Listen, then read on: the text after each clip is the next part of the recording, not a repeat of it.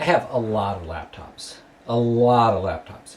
I used to be obsessed with buying whatever was the cheapest of the latest generation. So, Intel would come out with a new chipset, new processor line, core, whatever, and I would find the Celeron that was on special with 1/4 as much RAM as it needed in order to run the basic version of Windows.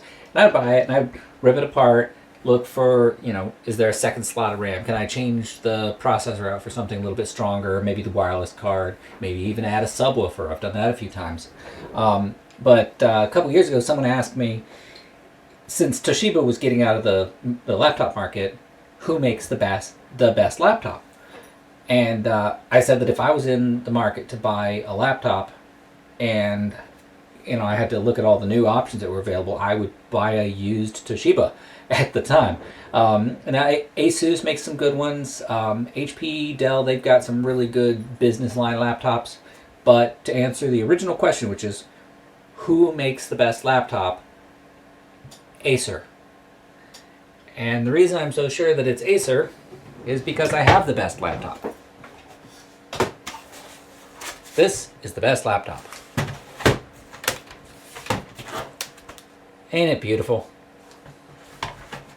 Now you gotta take yourself back to 2007.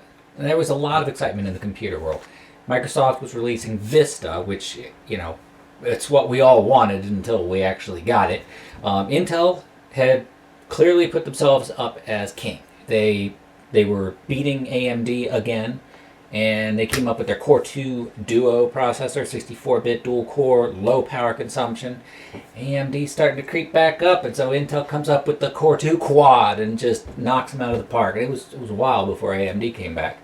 IDE was being replaced with SATA. ATX was almost replaced with, almost replaced. There was a threat that ATX might get replaced with BTX.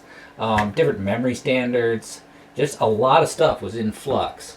And there were so many different laptop models to choose from. Right now, they're really, it's just a small handful. But some of the standouts, this was the one that everybody went to. If you went to Circuit City and you had to get something for college, you got the DV series laptop. You got the Core 2 Duo or AMD chip, Windows Vista, and yeah, it's like when you take your wife to the gun store and she's like, oh, I don't want a gun. Ooh, look at that Kimber. Yeah, you see the price tag. But they sold like hotcakes. And I'll tell you, these were... I repaired a lot of them. I'll just say that. I don't want to say whether something's particularly lemon flavored, but I would get these and I would say, you need a whole motherboard. And they would do it. I would quote them a price for replacing a motherboard that cost more than buying this new. And they would still do it. But the specs of this, theoretically, are almost the same as the specs for this. Now, where was Acer around this time?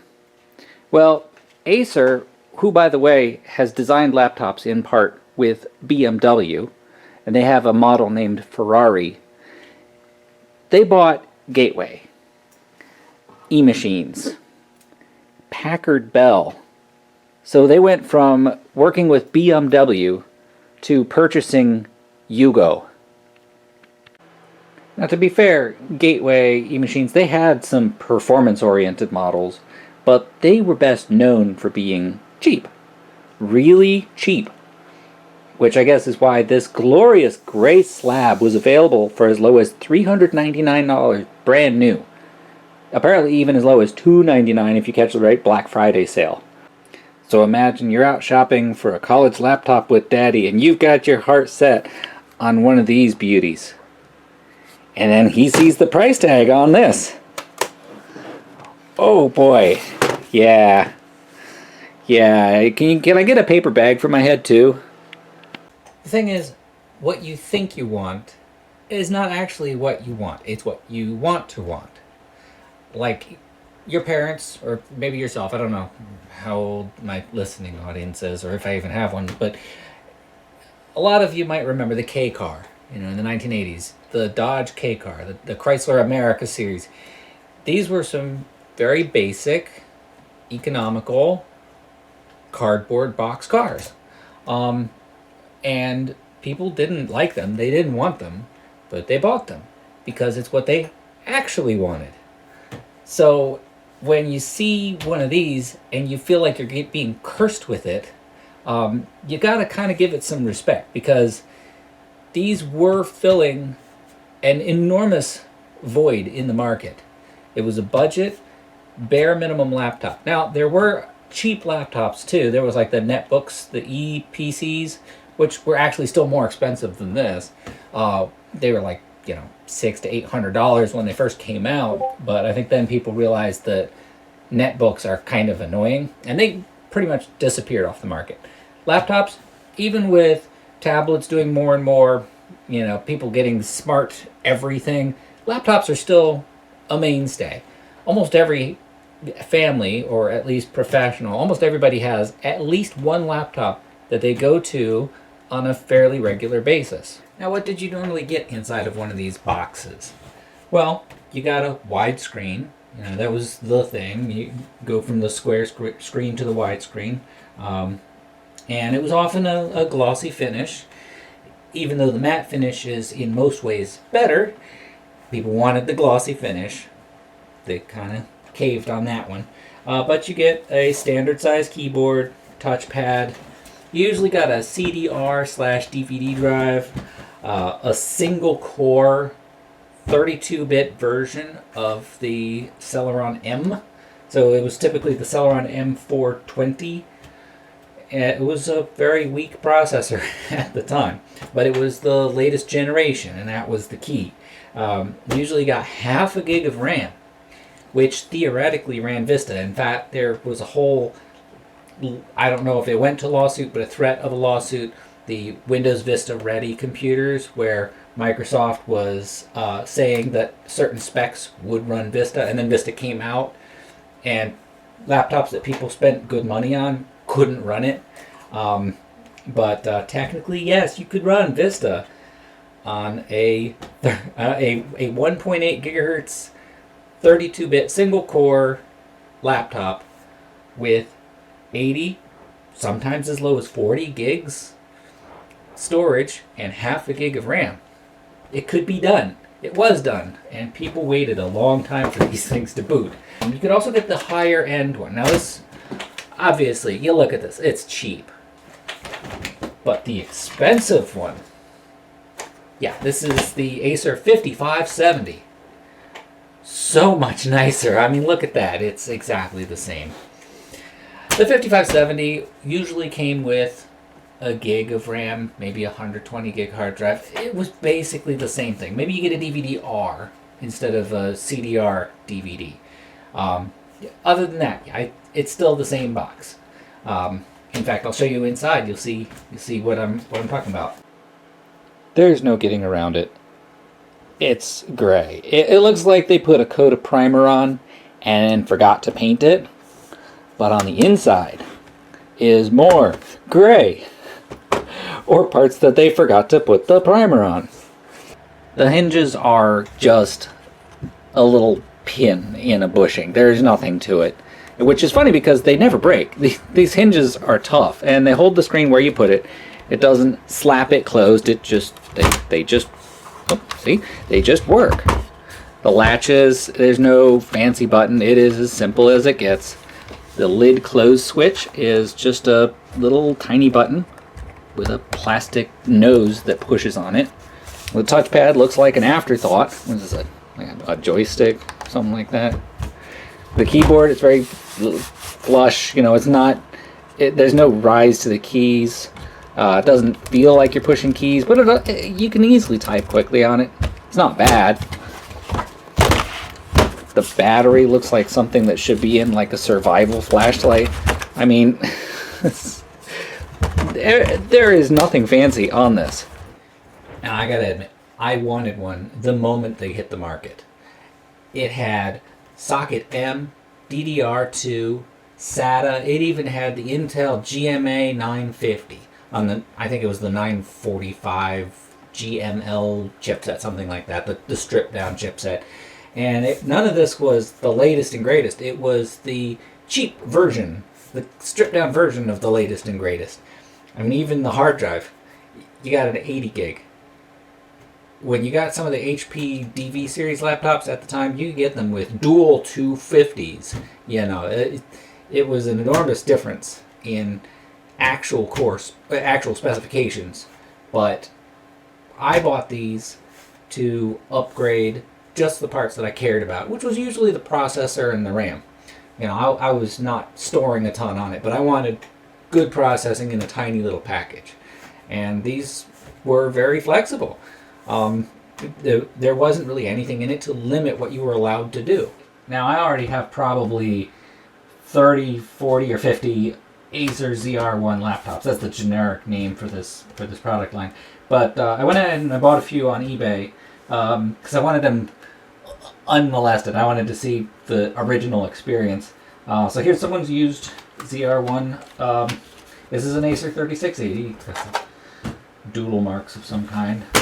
But this particular one is a Aspire 3680-2249. So, you can look up the specs on that. I'll probably look it up, post it on the video somewhere. But let's see what we got. Now, as I mentioned, these came out partly because of Vista. That was the thing that everybody needed. They were getting ready to go back to school, and Windows Longhorn had been touted for a while, and they're like, well, if I'm going to be in the latest such and such class, I need to have a Windows Vista computer. Wow. I will clean this. We'll be taking this one apart. And so this particular laptop may have been actually one of the ones that got Microsoft in trouble because they were selling these as either Vista ready or included Vista, and they had 512 megs of RAM. Windows Vista Home Basic works just, but it's painful. This one, we're almost to the... Okay, well, I got a cursor, and then it went away. I don't know how... Hey! I might have to turn off the overhead light. Okay, we got people. Just in case there's personal identifiable information here. But we're still booting. I can hear the hard drive crunching away. This was actually, that's not that bad of a boot time. I'm used to these taking a whole lot longer.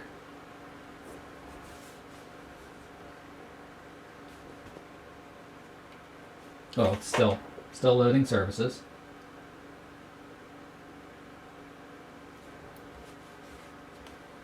Yeah, I think this was just barely used. There's not a whole lot of junk on this one. Huh.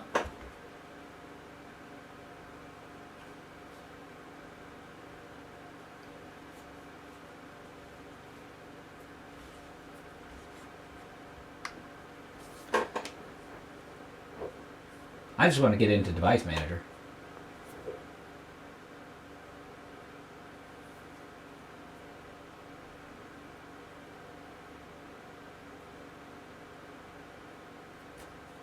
Come on. Could you imagine this thing opening Office? Or doing anything in Office? If this has an actual functioning operating system, I think I'll just go right for it and see if we can get it to load a YouTube video.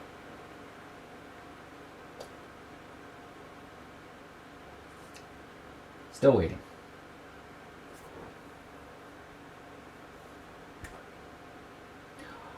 Oh! Wow! Yeah, I'm not going to show you that one. Yeah. Wow.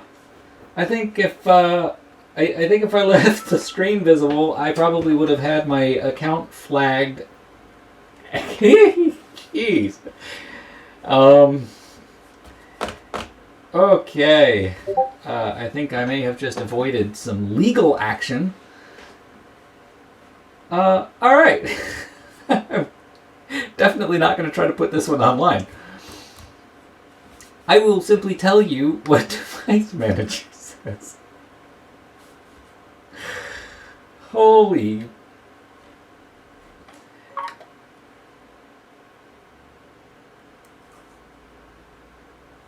Just wow. Oh, well, I right-clicked something. I'm waiting for it to give me a menu.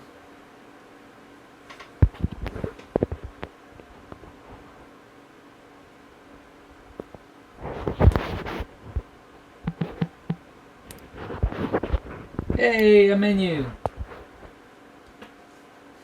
I got bored and switched to another device. Okay.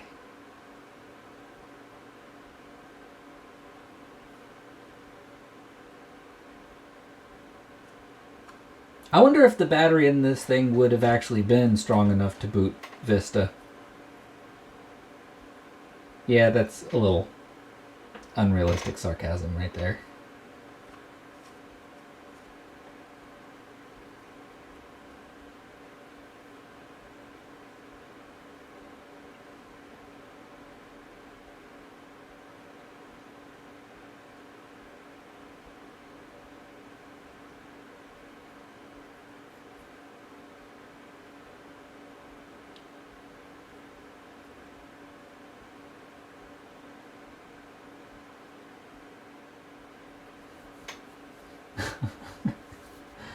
It wasn't done drawing the background. Okay.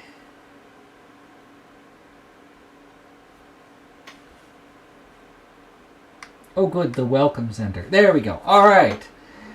This one has... Alright. This one has the Celeron M520.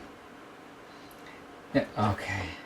It's going to ask me for permission to do something. Alright. I can still see what it's trying to... What I was trying to look up. It's got the Celeron M520, which is technically a... I guess you'd call it a Core 2 Solo. It is a single-core, 64-bit chip based on the Core 2 Duo. And believe it or not, you could actually overclock them too. This one has 512 megs of RAM. Now, the 32-bit operating system was generally what was installed on these, and one of the reasons was that you couldn't get these with more than 3 gigs of RAM anyway, and so going with something with bigger addressing space didn't really help. I don't think I'm even going to try to get into Device Manager. I think I'm just going to hard power this thing off, because we're going to take this apart and see why I say this is the best laptop ever made.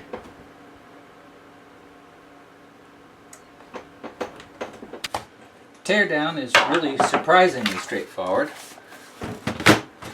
2 latch parts for the battery, one's static and one's got a spring. Pull that straight out. One single big door that's got the oh-so secret Windows Vista key on it. So you could imagine that might have been a very expensive piece of plastic at one point in time. There's the wireless card and the RAM. So if you just need to upgrade the RAM, or, you know, let's say you want to upgrade to a higher end wireless, you could do that right here. 56K modem. Ooh. And unplug the phone cord out of that one. Wire for the speakers. Let's pull that out. Carefully rocking it so it doesn't pull the whole connector off the board. This is the microphone. Go ahead and pop this wireless card off. We'll see what it is.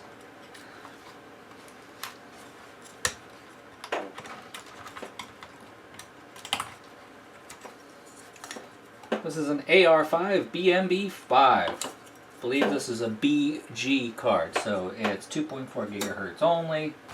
I think they did a max of 54 megabit of negotiated speed. One single 512 meg DDR2 SODIMM. 2 screws for the hard drive cover. I'm telling you, it's just a breeze. Hard drive. Need to replace it? One screw.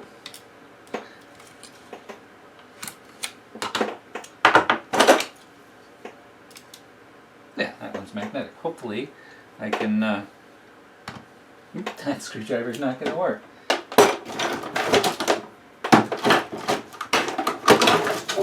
Does this? Nope. Okay, well, we're going to be fishing screws out for a little while. And this hard drive is a 80 gigabyte SATA Western Digital. Pretty basic. But again, just one screw. There's no funky hard drive cable dongle thing like a lot of manufacturers were doing. Most of these screws are the same thread. And I've found that with taking these laptops apart, instead of making, like, some people use an egg carton and label where each one of the screws came from, and that's fine. That's a good solution. For me, I like to take the screws out in a certain order. I'm actually doing it a little bit out of order, but I just wanted to show you, pardon me, that all the screws on one side are the same size.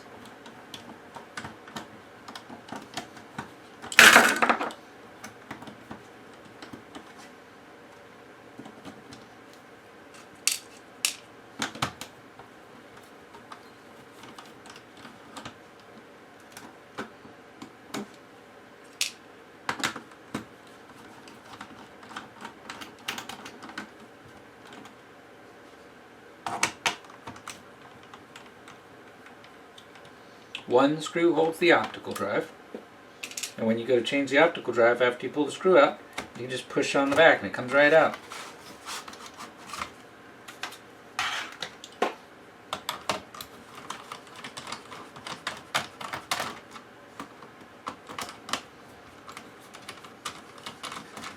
Now there is a gotcha screw. It's a big pan head screw right by the hard drive.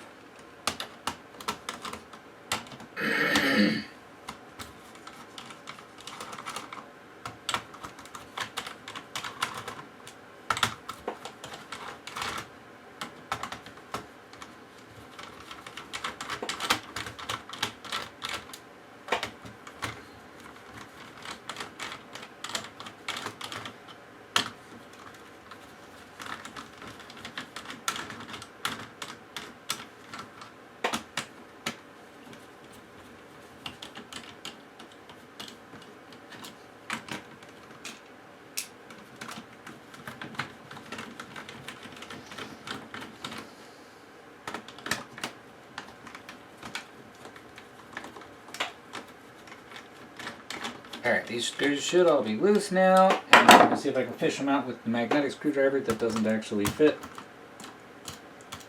It's not going to want to, is it?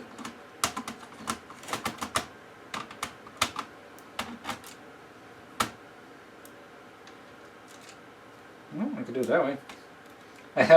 The screwdriver is so magnetic, I've got another screw on the end of the screwdriver to lift the screws out with.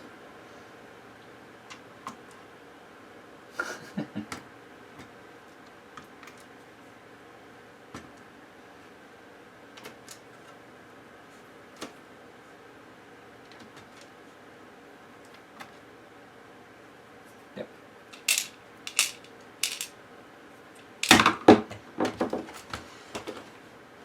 And I'm going to have to flip it over.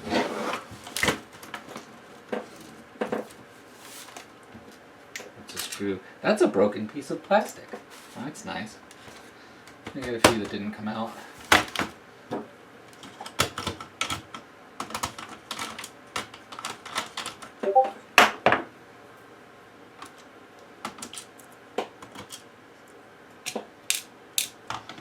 Alright, is that everybody? Yep. Okay, so believe it or not, that would not normally be that step in the process. Normally I would take these two little screws off the back, and these two screws are the same size as the ones that go through the bottom.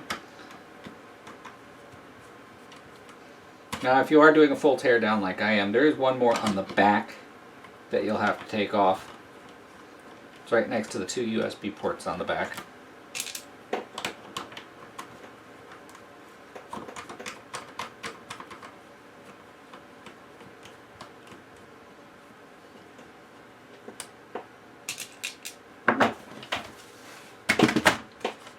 with these two screws off, that's enough to pull this entire strip out. A bit of rocking back and forth. And now we have access to the video cable, the power button. I believe that was the webcam connector. The keyboard. Go ahead and hold these two, and these are short screws. So now you see that we've switched screw size, and if in doubt, you don't want the long screws to go through the keyboard and into the motherboard. So you take those two out, you pull up. Extremely simple. Ribbon cable, keyboard is out. Now we already unhooked the wireless cables.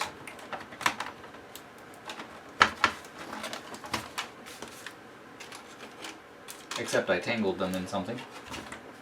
Alright, so we unhooked the wireless cables.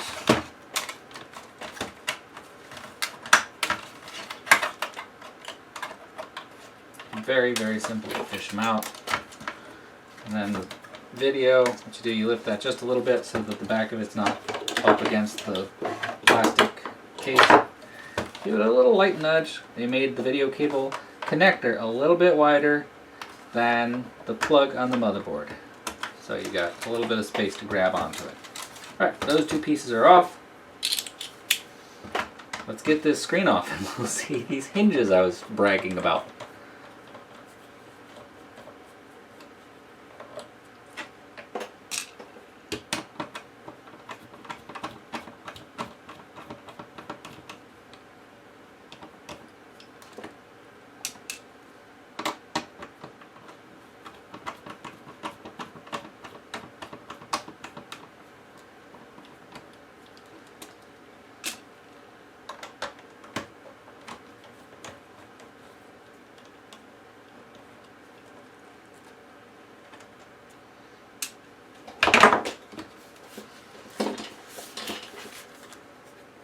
That's it.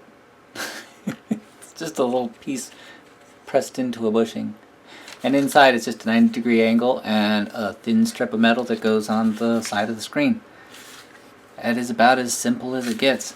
And yet they were surprisingly reliable. So we're going to set this to the side. And we're going to pop this one cable here off. This one's the microphone. So what's that other one? I don't remember. Well, we'll find out. Touchpad is just a single ribbon cable. And now we got a few screws on the top. Short. We're going longer for the ones that go through the motherboard.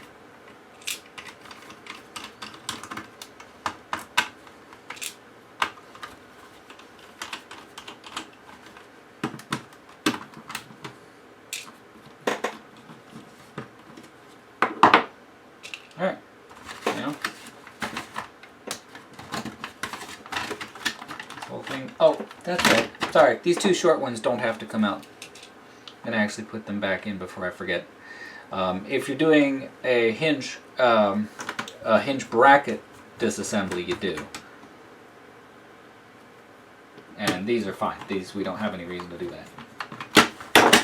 But this, you rock it just a little bit just to make it release its own clipping plastic. There is the touchpad, the wrist rest section. Now here's the motherboard, and again I'm going to continue saying how wonderful of a design this is. Some of the most common parts that break on a laptop. The power jack, the USB ports, the power button. So instead of making this thing as impossible to service as they could, they made this thing as serviceable as possible. Take these two screws out for the motherboard.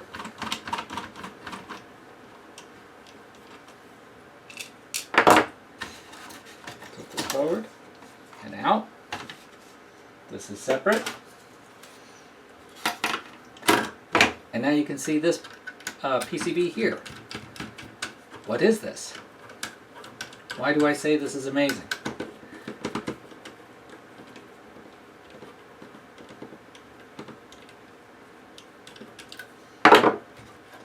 because they took the parts that are the most likely to break and they made them one single, very cheap, very easy to replace board. The exact opposite of what I see on almost any other laptop. Now let's take a look at the processor. We have one electrical connector here for the fan. We have 4, 3, 2, 1, 2. It's an interesting thing when you look at the dum-dums on this board. I believe this was designed to take an NVIDIA, I don't know which chipset, but I've found drivers for it. I don't think I have once seen one of these laptops with the NVIDIA chipset or with the NVIDIA GPU, but it's there. The solder pads are all there for it.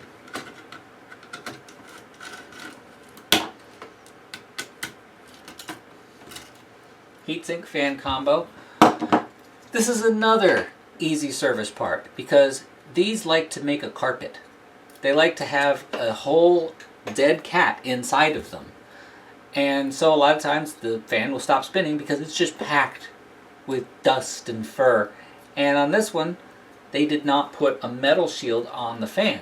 They left it just up against the circuit board so that when you take it off, you clean it and put it right back on. The heatsink material is actually all copper. Again, kind of unusual. A lot of the heatsinks that I take apart are large aluminum heatsinks. I'm under the impression that this is much more expensive. And I mean, right now it would be unheard of. Copper is at its all-time record high price right now. And here's the processor. It is a Celeron M520. So the question is, how high can we turn this thing up? Got a socket M.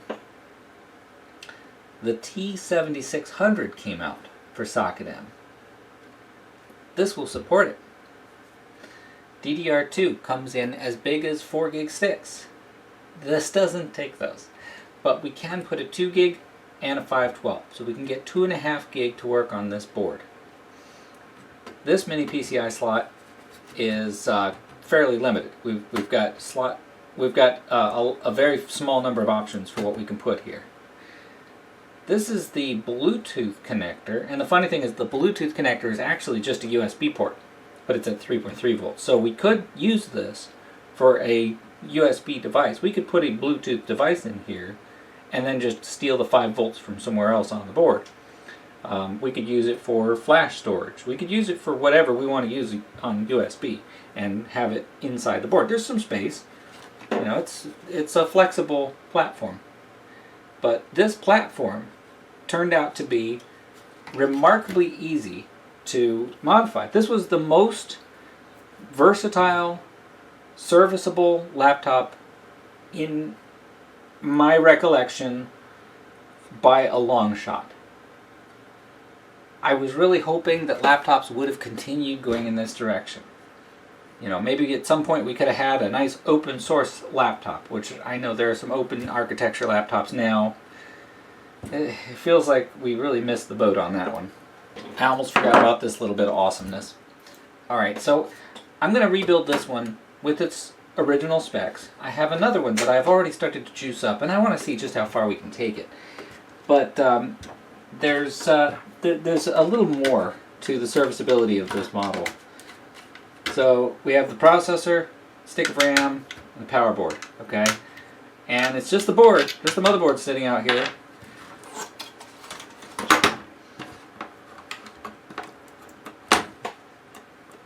And that's all you need. It's a running computer. It doesn't care that it doesn't have a screen. It doesn't require the pretty panels and stuff for controls. The power button isn't part of the chassis. You can simply plug it in and run it, which is fantastic for testing. You want to try a different processor, you want to try different versions of your configuration idea, you don't have to rebuild the whole thing. Even better, you just need a computer. Just put this in a case of some kind. I can't tell you how many times I've taken these old laptops, these old ZR1s, and I've needed some kind of a server, a monitoring server, a web server. I had my company's web server running on these, just hanging on the wall in the telco room for years. I mean, it's 100 megabit Ethernet port, but you put a Core 2 Duo and some, a couple gigs of RAM and SSD on there. Makes a great server. While putting this together, I remember two other awesome things about them. This might be minor, but a lot of laptops, they had a spot for the screen. You go to open it, and it would stop at a certain angle. And I honestly think that one of the reasons they did that is because their hinges would all wear out. And so instead of having it just flop, they figured, well, we'll just make it so it rests on a spot where the hinge bottoms out. Acer 3680, you could put it a little bit more than all the way back. This is more than 180 degrees. Which, again, when you're using this for something you're not supposed to, it's great. Because what I would like to do, a lot of times if I had to have a monitoring system, I'd have a display screen to tell me, all these servers are down, here's some alerts or whatever. I'd have a keyboard and a touchpad. I would just put a couple screws straight through the back of the case to attach it to the wall or the telco room. So, very handy for that. Another non-limitation. But then, these little things. The wireless card. This is a generic mini PCI wireless card. And I can put in any mini PCI wireless card. The mini PCI Express version, I can put any mini PCI Express card in it. A lot of companies, and they have their reasons, I'm not going to get into that, but a lot of them put what they call a whitelist, meaning it will refuse to use any wireless card unless it's one that they have already put on their approved list, one of their whitelisted cards. And this is in the BIOS. There is technically a way around that. You could either hack the BIOS, or you could start the computer without the card and then put the card in. Some people actually showed diagrams of putting a switch on the port so that you turn the computer on and then push a button and it enabled the port, so the BIOS didn't have a chance to actually whitelist the card. But Acer didn't do any of that BS. They just put a slot, and you put the card in and used it. I just can't help myself. Even the optical drive. It has the most generic bezel. And laptop manufacturers were famous for making these slight customized bezels for their optical drives. They would break. It's just something that happens because you get this huge piece of plastic that sticks off the front. Not only would this not have any reason to break off, but you could put any drive in and just snap, a generic low-profile cover on it. You steal a drive out of, say, a Dell low-profile PC. It'll fit. Now, two obvious and unavoidable questions come up. One is, what can these be used for today? Legitimately. Why would somebody intentionally buy one and use it?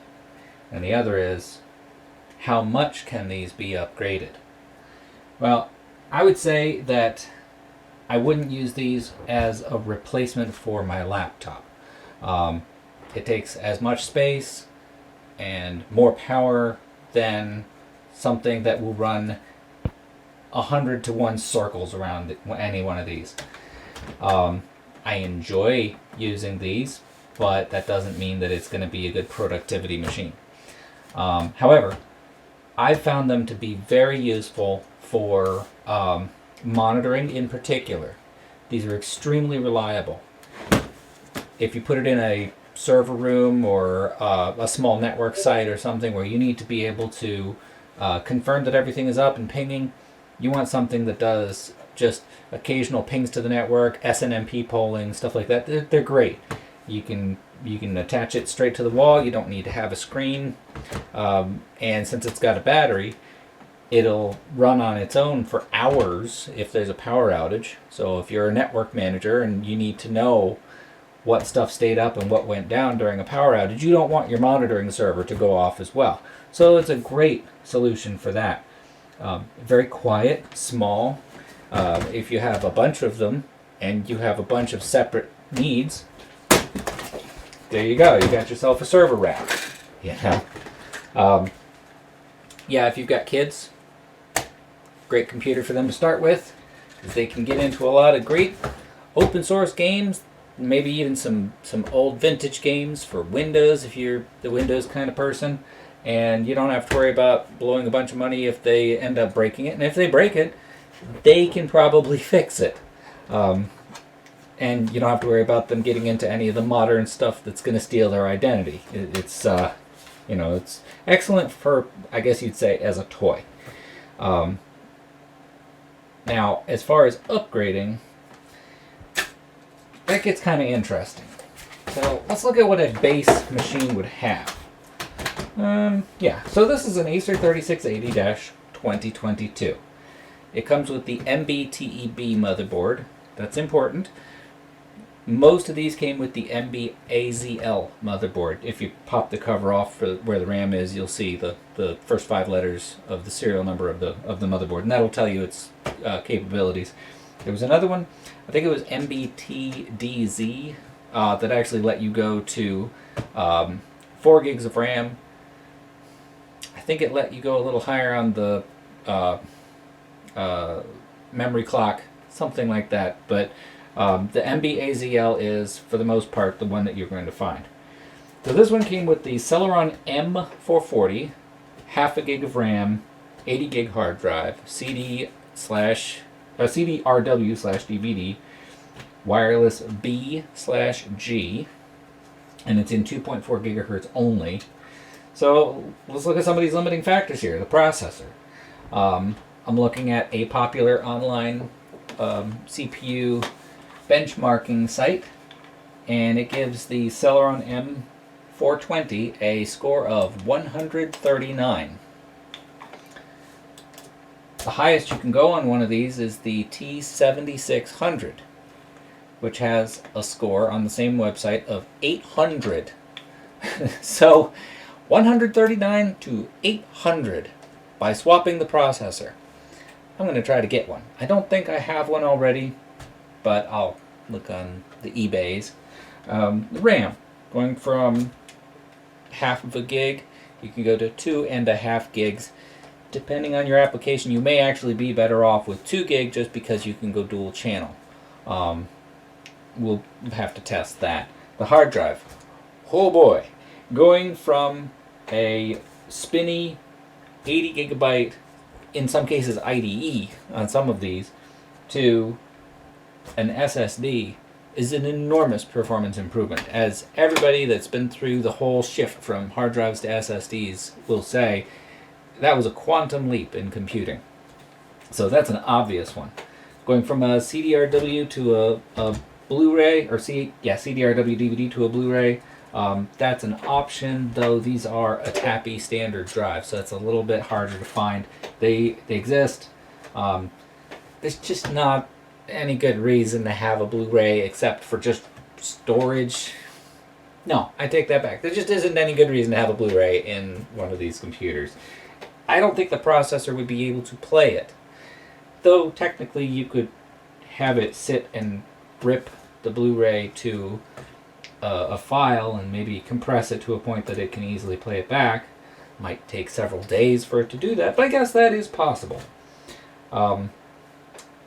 Unfortunately, the LVDS cable can only support the 1440 by 900 screen, or I'm sorry, 1280 by 800 screen.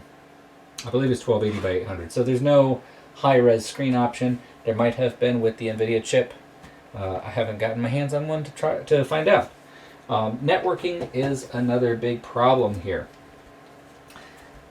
802.11b is 2.4 gigahertz and goes up to 11 megabit. 2.4 is noisy. You're likely to get more like 4 or 5 megabit. 802.11g similarly can do 54 megabit, and you're not likely to get more than about 20. However, if you have Mini PCI, or Mini PCI Express rather, you can get a more modern card. This one is an 802.11n dual band. So this takes you out of the 2.4 gigahertz limitation to 802.11n, and it will do 150 megabit.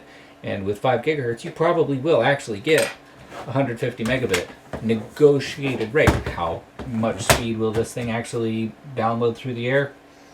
I don't know. We'll have to find out.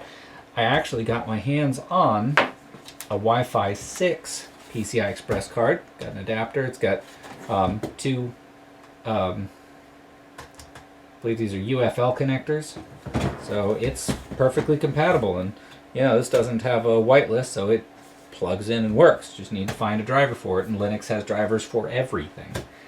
Now, how can we take this a little bit beyond? For instance, if you only had the IDE version, how can you do an SSD? Well, you can't really, you could get an IDE SSD, you can't really take advantage of the SATA port. The SATA on these is SATA 1 anyway, so you're not going to go the whole 500-ish megabit that the latest SATA will do. So I grabbed, I figured there must exist some Express card SSDs, and this one comes up as an Express card 32 gig SSD, so I bought it. Come to find out, yeah, this is a different standard. I didn't really ever have very many of these Express cards, so I wasn't up on my standards when I bought it.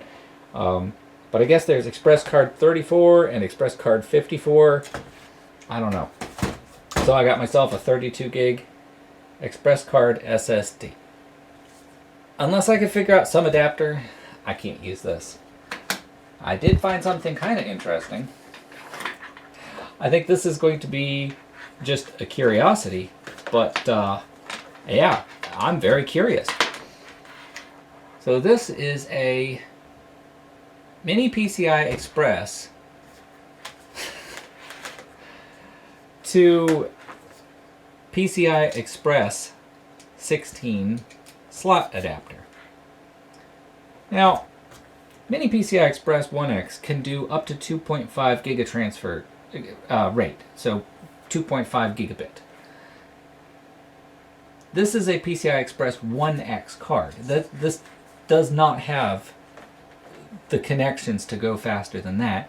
It just has the card slot size, so you could put a bigger card in. I am very curious what this could do. It takes a Molex power connector. So I'm curious to see whether, for example, we could put a PCI Express M.2 adapter in this thing. I have a few. So if we can, how fast will what is essentially a PCI Express, mini PCI Express to USB to PCI Express 16X slot to PCI Express to M.2, how fast can that go? I'm dying to know. But yeah, a couple other things that we can do to speed it up. One is, believe it or not, overclock. Core 2s are famous for overclocking. Some of them by just bonkers amounts. And it's been a long time, and I did this with Windows 2000, I think, maybe XP, but there is actually software for Windows for this chipset. You put in a couple of internal hardware pieces of information, and you can actually set your clock on the fly after booting your computer. This was pretty cool. And you can come up with a set of numbers that you know your system works with. And then, of course, the other question is, how will this overall affect the performance of the computer? Going from 139 point CPU to an 800 point CPU, going from half a gig to 2.5 gigs of RAM, hard drive to SSD, 2.4 gigahertz wireless to Wi-Fi 6. You know, how much does that actually improve the performance of the system? So we're going to put a couple of these together, one with the stock configuration and one juiced up as much as we can get it with available off-the-shelf parts, not soldering stuff on here, at least not at this point, and just see how it performs. Maybe grab a couple of, period correct games. I was always partial to the Unreal Tournament series. Maybe we can get those running on here. Do a side by side, perhaps install Windows and see how it changes the performance there. So we'll follow up, see how far we can take it.